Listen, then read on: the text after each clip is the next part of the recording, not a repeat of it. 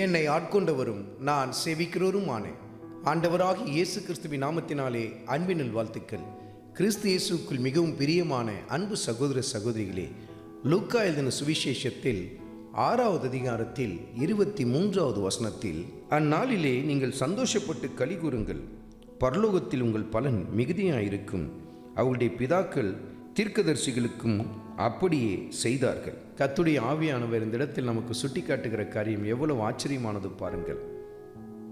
ஆண்டவர் இயேசு கிறிஸ்துவின் நாமத்து நிமித்தம் நாம் மற்றவர்களால் நிந்திக்கப்படும் பொழுது, தூஷிக்கப்படும் பொழுது, கர்த்தரை பின்பற்றி போகிறது நிமித்தம் நமக்குள் ஏற்படுகிற உபத்திரவங்கள், நம்மை நெருக்குகிற நெருக்கங்கள், நம்மை பல பேர் நெருக்குவார்கள். ஆண்டவர் இயேசு கிறிஸ்துவை நாம் உத்தமமாய் பின்பற்றி போகும் பொழுது நிச்சயமாய் பாடுகள், நிந்தைகள், அவமானங்கள் ஏற்பட ஆரம்பிக்கும்.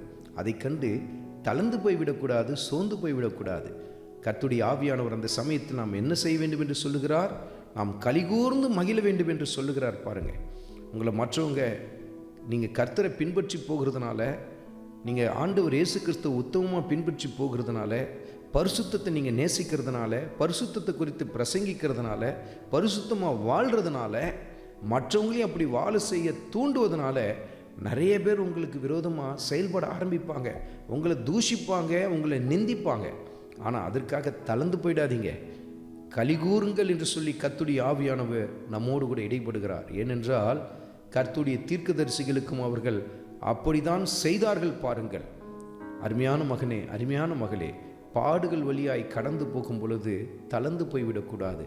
ஏனென்றால் அவைகளெல்லாம் நம்முடைய வாழ்க்கையில் மேலான மகிமையை கொண்டு வரப்போகிறது. அதனால் மகிழ்ந்து கலிகூறுங்கள் என்று சொல்லி கர்த்தருடைய ஆவியானவர் சுட்டி காட்டுகிறார்.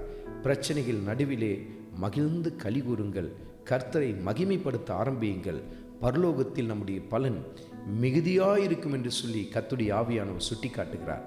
ஆண்டவராகிய இயேசு கிறிஸ்துவின் கிருபை உங்கள் அனைவரோடும் கூட இருப்பதாக. ஆமென்.